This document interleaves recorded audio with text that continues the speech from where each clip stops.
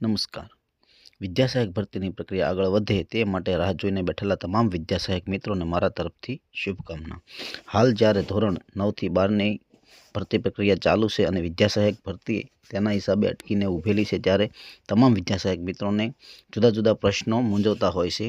તો એવા જ કેટલાક પ્રશ્નોના જવાબ લઈને આપણે આવ્યા છીએ. જેમ કે કેટેગરી પ્રમાણે જગ્યા ક્યારે ફાળવવામાં આવશે, કેટેગરી પ્રમાણે કેટલા ઉમેદવારો હોઈ શકે, પ્રાથમિક મેરિટ લિસ્ટ ક્યારે આવશે, શાળામાં હાજર ક્યારે કરાશે જેવા પ્રશ્નોના જવાબ આપણે આજે લઈને આવ્યા છીએ.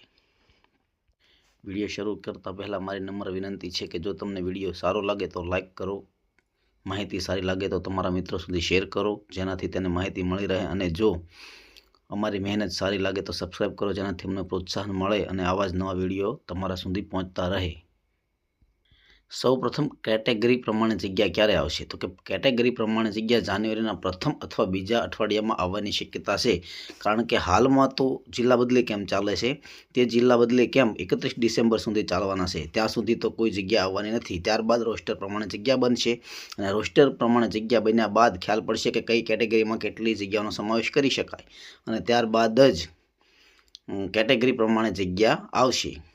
તે પહેલાં કેટેગરી પ્રમાણે જગ્યા આવવાની કોઈ શક્યતા નથી. તો જાન્યુઆરીના પ્રથમ અથવા બીજા અઠવાડિયામાં આવવાની પૂરી શક્યતાઓ રહેલી છે. આગળ આપણે જોઈએ કે કઈ કેટેગરીમાં કેટલા ઉમેદવારોએ ફોર્મ ભર્યા હશે.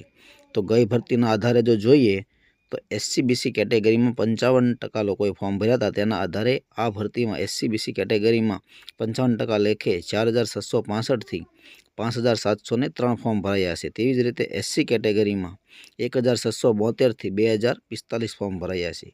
ST કેટેગરીમાં 7% લેખે 671થી 820 ફોર્મ ભરાયા છે. EWS કેટેગરીમાં 11% લેખે 809થી 1080 ફોર્મ ભરાયા છે. અને એવા ઉમેદવાર કે જેઓને કોઈ કેટેગરી લાગતી નથી અને માત્ર ઓપન કેટેગરીમાં જ આવે છે, તેવા ઉમેદવારોએ 6% લોકોએ ફોર્મ ભર્યા હતા. તો તેવા 531થી 650 હશે. તેમાં PH કેટેગરીના ઉમેદવારો પણ ભેગા હશે.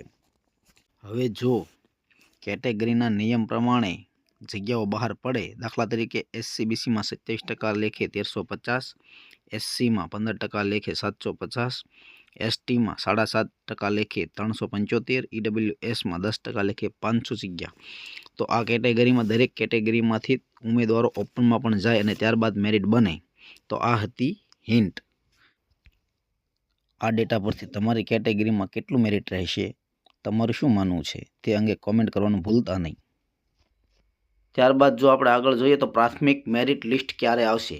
તો હાલ ધોરણ 9 અને 12ના ડોક્યુમેન્ટ વેરિફિકેશનની પ્રક્રિયા ચાલુ છે. તો એ ભરતી જ્યાં સુધી નહીં થાય ત્યાં સુધી મેરિટ લિસ્ટ આવશે નહીં. કારણ કે અત્યારે મેરિટ લિસ્ટ આપી દેવામાં આવે તો જે હાલની ભરતીની પ્રોસેસમાં જે ઉમેદવારો છે તેનું મેરિટ ઊંચું હોય અને તેનો મેરિટ ક્રમ જો ઊંચો હોય તો તે લોકો ત્યાંથી ભરતી પ્રક્રિયામાંથી પોતાનો ઉમેદવારી બાદ કરી અને ટેટમાં આવી શકે છે. તેથી હાલ કોઈ જાતની અપડેટ આવશે નહીં.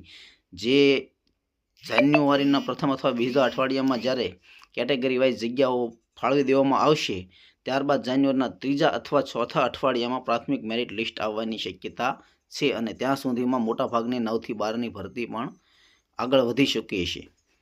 અને તેની પાછળ ક્રમિક ભરતી ટેટ 2ની જો કરવી, ટેટ 2 અને 1ની કરવી હોય તો આ પ્રમાણે જ મેરિટ લિસ્ટ બહાર પડવું પડે. તેથી જાન્યુઆરીના ત્રીજા અથવા ચોથા અઠવાડિયામાં પ્રાથમિક મેરિટ લિસ્ટ આવશે.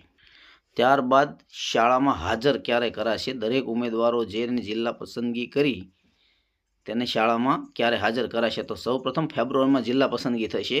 ત્રીજા અને ચોથા અઠવાડિયામાં જો શેડ્યુલ મુજબ જો ત્રીજા અને ચોથા અઠવાડિયામાં જો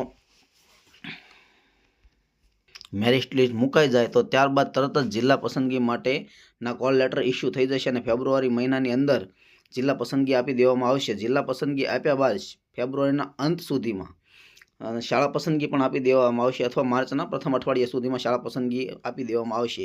તો શાળામાં હાજર માર્ચના અંતથી નવા સત્ર સુધીમાં કરી દેવામાં આવશે તેવું હાલ મુજબ લાગી રહ્યું છે. અને જો ભરતી સમયસર થાય તો તે પ્રમાણે થઈ જશે. બને એટલી ભરતી વહેલી થશે, પરંતુ ક્રમિક ભરતી થશે એટલે આ સમયગાળાથી પહેલાં ટેટ 1-2ના ઉમેદવારો માટે શાળામાં હાજર થવાની શક્યતાઓ બહુ જ ઓછી લાગી રહી છે. તો આજે મને આ એટલા પ્રશ્નો એવા લાગતા હતા કે જે બહુ પ્રબળ હતા અને દરેક ઉમેદવારોને જાણવાની ઈચ્છા થાય, એટલા માટે એટલા પ્રશ્નોના જવાબ અહીં આપેલા છે। આગળ જો આવી જ માહિતી જોઈતી હોય તો ચેનલને લાઇક, શેર અને સબસ્ક્રાઈબ કરો, જેથી અમારું મનોબળ રહે અને અમે આવા જ વિડીયો બનાવતા રહીએ।